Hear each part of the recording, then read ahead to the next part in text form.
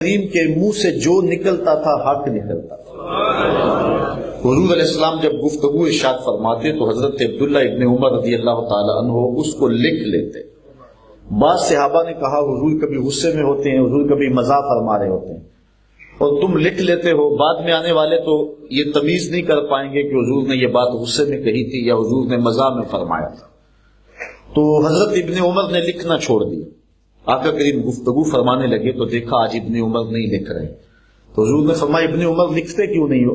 عرض کی حضور مجھے پاس کے بعد صحابہ نے منع کر دیا ہے کہ آپ کبھی غصے میں ہوتے ہیں کبھی مزاح فرما رہے ہوتے ہیں، تو حضور نے ارشاد فرمایا اکتب فوالذی نفسی بیدہ، ابن عمر لکھا کرو، مجھے قسم ہے اس رب کی جس کے قبضے میں میری جان ہے، ما یخرج منہ الا حق، اس منہ سے حق کے علاوہ کچھ بھی نہیں نکلتا۔ میں غصے میں بولوں پھر بھی حق کہتا ہوں، میں مزاح میں کہتا ہوں پھر بھی حق کہتا ہوں۔ حضرت ابو ہریرہ رضی اللہ تعالیٰ عنہ فرماتے ہیں کہ ہم نے حضور سے عرض کی حضور انکا تداعبنا یا رسول اللہ صلی اللہ علیہ وسلم، حضور آپ ہم سے دل لگی بھی فرما لیتے ہیں؟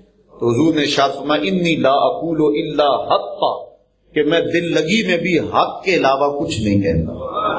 ہم لوگ مزاح میں کو بات کریں تو بعد میں پریشانی ہوتی ہے کہ یہ بات نہیں کہنی چاہیے تھی، غصے میں کر جائیں تو پچھتاوا ہوتا ہے، بعد میں معذرت کرتے پھرتے، لیکن اللہ نے اپنے محبوب کو تبا کا وہ نور نصیب فرمایا ہے اور آقا کریم علیہ الصلوۃ والسلام کو وہ اعتدال نصیب فرمایا ہے کہ حضور غصے میں فرما رہے ہوں پھر بھی حق فرماتے ہیں، مزاح میں کہہ رہے ہوں پھر بھی حضور حق ہی فرماتے ہیں۔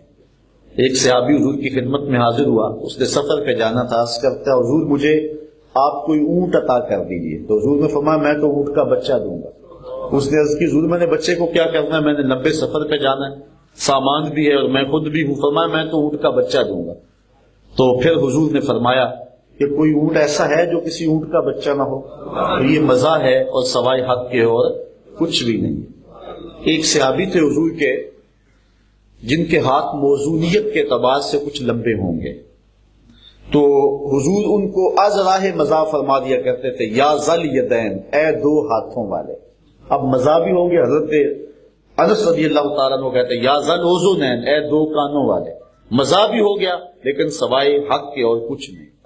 اچھا لطف کی بات ہے، کسی نے حضرت ذل یدین سے پوچھا، احادیث میں ان کی ایک حدیث ہے حدیث ذل یدین، عصر کی نماز میں 2 رکعت کے سر پہ حضور نے سلام پھیر دیا، تو حضرت ذل یدین اٹھ کے کھڑے ہو گئے، اقصرت الصلاۃ ام نسیتا، حضور نماز چھوٹی کر دی گئی ہے یا آپ بھول گئے؟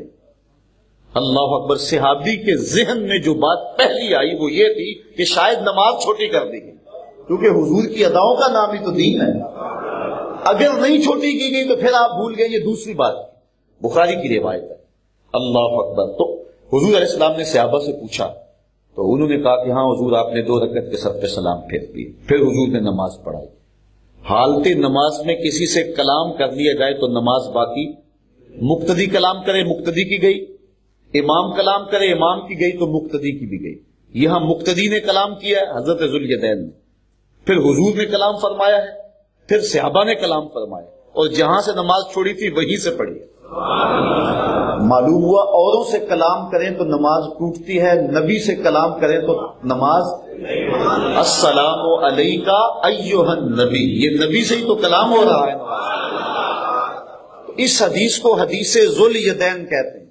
اچھا کسی نے حضرت ذل یدین سے کہا کہ حضور تو لاڈ سے تمہیں ذل یدین کہتے ہیں، تمہارا نام تو نہیں نا ذل یدین، 2 ہاتھوں والا، یہ کوئی نام تو نہیں، یہ تو حضور محبت سے کہا تجھے اور تیرا نام پڑ گیا، بتاؤ اصل نام کیا ہے؟ حضرت ذل یدین نے کہا اصل وہی ہے جو حضور نے رکھ دیا، ساری زندگی اپنا نام ہی نہیں بتایا، کہتے ہیں اصل وہی نام ہے جو میرے رسول نے رکھ دیا، محبتوں کا یہ عالم۔ تو حضور ان کو ذل یدین کہہ کے پکارا کرتے۔ اس طرح ایک بوڑھی عورت حاضر ہوتی، عرض کہتی حضور دعا کرو جنت میں جاؤں، فرمایا بوڑھی عورتیں جنت میں نہیں جائیں۔